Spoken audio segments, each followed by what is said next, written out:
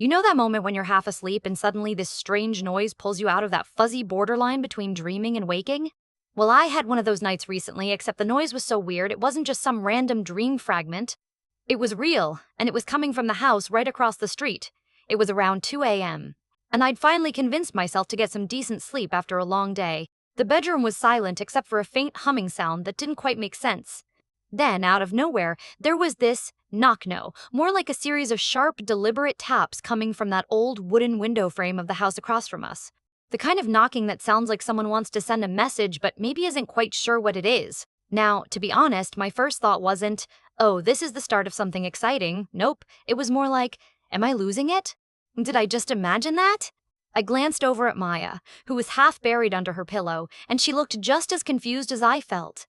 I nudged her and whispered, "Did you hear that?" She sighed and rolled over, muttering something about how, "This is why we're never getting a full night's sleep." But here's the kicker. This wasn't the first weird thing about that house since we moved in a couple of months ago. The night we got our keys, something happened that still doesn't sit right with me. See, we pulled up in the driveway late, exhausted from the move, and the street was pitch black except for a few street lamps. Out of the corner of my eye, I caught the blinds of that house shift, like a shadow darting sideways. I blinked, looked again, and it was gone. No lights on, nothing. We joked it was probably Mr. Harper, our new neighbor, but even then, it felt oddly unsettling. Like the house had a secret it wasn't willing to share. I've tried to convince myself it's just an old house settling or a neighbor with an eccentric habit. But every time I hear something out of the ordinary, my mind starts spinning wild theories. Maybe that house wasn't as empty as it looked. Maybe there was more going on than a creaky old frame and an oddball neighbor who never left his porch. There's this strange pull that keeps me glancing out the window late at night, hoping to catch a glimpse of whatever or whoever is behind those curtains. But all I get are more questions. What's really going on at the house across the street? And more importantly, am I the only one who's noticed it? So, let me back up a bit and introduce the players before the strange stuff really kicked into gear. My name's Ben, and Maya's my wife. She's the kind of person who prefers facts over mystery, which, honestly, is probably why she's so skeptical of everything going on around that house across the street. We moved into this neighborhood about 2 months ago, chasing a quieter life after the chaos of city living. The kind of place where kids ride bikes in the street and everyone knows your dog's name, except for Mr. Harper. He's the oddball on the block. The guy who, no joke, seems glued to his porch chair from morning till night. I joke that he's an honorary statue at this point. His house? Well, it doesn't do him any favors. It's that classic old Victorian that's seen better days, the kind with warped wooden shingles and a front porch that creaks like it's telling a ghost story with every gust of wind. The paint is peeling like it's giving up one layer at a time, and there's this weird aura about it like it's holding its breath. But what really makes that house stick out, aside from Mr. Harper's constant porch presence, are the small, almost imperceptible things that seem off. For starters, the lights, flickering, at the most random times. Sometimes during the day they'll pulse briefly, as if the house is trying to send an SOS but then sheepishly decides against it. At night, this flickering turns into these odd patterns that don't match any normal homeowners forgot to turn off the porch light routine. And then there are the visitors. Not the usual neighborhood friends dropping by for lemonade kind of thing, but a parade of strangers who arrive just after dusk. They never knock or ring the doorbell. They just stand at the gate for a few seconds, sometimes whispering to Mr. Starr Harper through the screen door before disappearing into the night. I've never actually seen Mr. Harper open the door for anyone, just these hushed, shadowy exchanges that make the hairs on the back of my neck stand up. Maya, unsurprisingly, thinks I'm reading way too much into all this. Ben, it's probably just some quirky old guy and some weird electrical wiring. You watch too many detective shows. She's more interested in fitting into the book club across the street than obsessing over our neighbors' nocturnal habits. But what creeps me out even more is how the community responds. There's this unspoken rule about not talking too much about Mr. Harper or his house. When we first moved in, I tried chatting with Mrs. Turner, the mailwoman who's been delivering to this street since forever. She gave me a curt, "Old Harper's a private man, best leave him be, nothing more, no explanation." And when I brought up the flickering when I saw Jake, my best friend who's notoriously curious and very into neighborhood gossip, his eyes lit up with a mix of excitement and caution. That's when it started sinking in. Maybe Mr. Harper is hiding something. Or maybe, just maybe, the house itself is hiding something. But every time I think I'm getting close to figuring it out, some new detail throws me off. Like last Tuesday, right before sunset, I saw a pair of lights shining briefly in the upstairs window. They weren't electrical lights, but eyes, I think? Just for a moment. Then gone. I told Maya, and she just raised an eyebrow and said, "Probably a cat. Still, those little oddities add up." Makes me wonder if the house is just haunted by some old history or if Mr. Harper has built a private world on that porch detached from all of us. And if it's the latter, what's he so scared of? Or why doesn't he want us anywhere near his world? It's this uneasy feeling that, no matter how much I shake it off, keeps pulling me to look out the window and try to piece the puzzle together. I wonder, is it just harmless quirks of an old man and his place, or is there something wrapped in shadows that none of us picked up on yet? Jake and I sat on the cracked curb near the park, one over from our street, the golden hour casting long shadows as we mulled over the strange puzzle that was Mr. Harper's house. I cradled my phone, the screen a dim glow in the growing dusk. Jake leaned in, his enthusiasm barely contained. Okay, so the flickering lights, the weird visitors who don't actually come in, that guy's definitely hiding something. Jake's eyes darted down the street, half expecting to spot something, or someone lurking behind the hedges. I shrugged, partly intrigued but partly wary. Could be anything, you know. Maybe it's just some part-time work he does that doesn't want neighbors asking questions. But then again, those flickering lights, that's harder to explain. Jake grinned. Exactly why we need to dig a little. Maybe get a closer look. Find out who visits at night. Maybe something big. I felt Maya's voice in the back of my head, cautioning me to drop it, reminding me how obsessed I'd been lately. Yeah, she didn't exactly think this was a good idea. She thought I was turning into a neighborhood Sherlock Holmes with no real case to solve. But curiosity has a way of dragging you deeper. So, we decided to start with the most reliable source we had, Mrs. Turner, the mailwoman. Next morning, as I watched Mrs. Turner sorting through letters and parcels at the end of the block, Jake nudged me. Go on, he said with a smirk.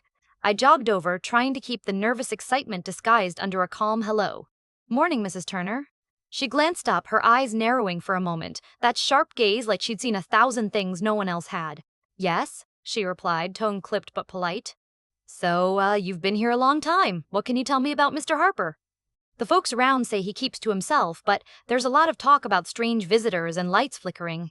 Mrs. Turner's mouth pressed into a thin line. She glanced over her shoulder as if checking if anyone else was listening. Old Harper's a private man, like I told you. Her voice lowered almost to a whisper. He's had a hard past, lost his family in an accident years ago. Keeps things close to the chest now. Visitors come for help sometimes. Nothing criminal, I assure you. Just personal matters. Before I could ask more, she shifted her bag and hurried away, leaving me with more questions than answers. Jake was waiting nearby, grinning like he struck gold. See, there's a story behind all this. He didn't mention that it didn't exactly clarify what was going on inside that creepy old house. Back home, I tried to share Mrs. Turner's little reveal with Maya. So, it's just some sad story? Hard past? That makes it less spooky.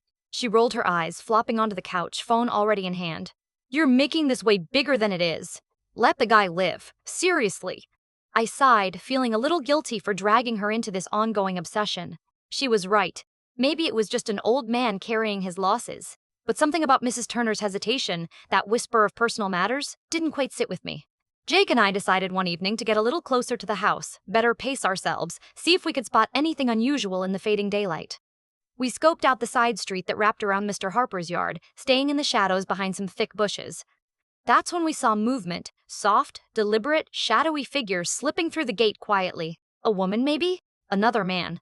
They didn't knock, didn't ring the doorbell, just vanished inside. My heart jumped. Was this a secret meeting place, some kind of club, or something more serious? And just when we were thinking of calling it a night, Jake whispered, "Look up there." I tilted my head toward a second-story window where a faint light glowed low. Then, in the corner of the pane, it shifted, like a silhouette moving behind the curtain. For a split second, I swear I saw eyes, human, watching us. Then the light died, swallowed once again by inky darkness. Jake exhaled sharply. No way, Ben, we're definitely onto something. Yeah, but I felt the cold tickle of doubt creep in. Returning home, I was greeted not by excitement, but a simmering kind of tension from Maya. Ben, this has to stop. You're turning into a neighborhood stalker. I don't mind a little curiosity, but this? It's creeping me out. And it's driving a wedge between us. She sat down next to me, voice soft but firm. I know, I mumbled, rubbing my face. I need to know what's going on. It's like the house is daring us to figure it out. Or maybe I'm just chasing shadows. Maya gave me that look she gets when she's worried but trying to be patient. Promise me you'll be careful? And maybe, just maybe, leave it be for a while? One mystery solved at a time. I nodded, but as I looked out the window later that night, the porch light flickered again and I caught the faintest sound of a door creaking just across the street. Whatever Mr. Harper was hiding, it wasn't done pulling me in yet. It took a while, but eventually the truth behind Mr. Face, Harper, and that creaky old house came to light. though I can't say exactly how or when because it wasn't a grand reveal on a thunderous night or some dramatic confrontation. It was more like one quiet afternoon when things simply clicked. Jake and I had been poking around long enough that the neighborhood had caught wind of our investigations. And one day, as I was picking up the mail from Mrs. Turner, she leaned in and, with a conspiratorial glance around, offered a little more than she ever had before. "He ain't hiding no nefarious secrets," she said, her voice soft and knowing. "Just a man wrestling with his past. Mr. Harper's daughter, she passed away years ago, cancer, I think. Left him alone in that big empty house, memories piled up in every corner." That line hit me harder than any flickering light or shadowy visitor ever could. The strange comings and goings, they weren't about sketchy deals or secret clubs. They were about support friends of his daughter, neighbors who still dropped by quietly, sometimes to leave flowers, sometimes just to sit with him when the memories got too heavy. I kept thinking about what Mrs. Turner said as I walked home. It suddenly made sense. The flickering lights were, in a strange way, his quiet way of keeping contact. Maybe signals in the night to those who understood, or just a comforting reminder that the house wasn't truly empty. His nocturnal visitors weren't mysterious criminals, but people coming to share that silent grief, to remind Mr. Harper he wasn't entirely alone. Meanwhile, Mr. Harper himself? He wasn't odd or creepy. He was a man stuck in a slow dance with loneliness and loss. That porch chair wasn't a throne of secrecy, but a lookout post where he wrestled with days gone by. When I finally told Maya, she just nodded, the corners of her mouth twitching into a small, knowing smile. "See? Sometimes people's stories don't need wild theories, just a little kindness." That realization made me step back and look at our neighborhood through different eyes. Assumptions are easy to make. We see flickers in windows, hear strange noises, and we fill in the blanks with all kinds of stories. But the real stories? They're often quieter, etched in grief and resilience, tucked behind doors no one wants to open for fear of what they might find. I even found myself stopping by Mr. Harper's porch a few times, just to sit. We'd exchange nods, sometimes a few words. Once he offered me an old photograph of his daughter, smiling, young, full of life. It was a gift, a bridge between silence and understanding. Looking back, this whole thing taught me more about patience and empathy than any late-night mystery ever could. Not every flicker is a signal. Sometimes it's just a light struggling against darkness. Not every hush behind a door is a threat. It might just be someone's way of coping. So yeah, the house across the street, it holds its secrets, sure. But they're not the kind that make you want to run or wonder if you're losing your mind. They're stories of love, loss, and the fragile human need for connection, even if it's through flickering lights and whispered visits in the night. And as I look out at that porch now, with Mr. Bone T. Harper rocking gently in his chair, I'm reminded that beneath quiet doors and peeling paint, there's often more story than any of us expect. Stories we'd do well to listen to a little more before we start knocking at the windows.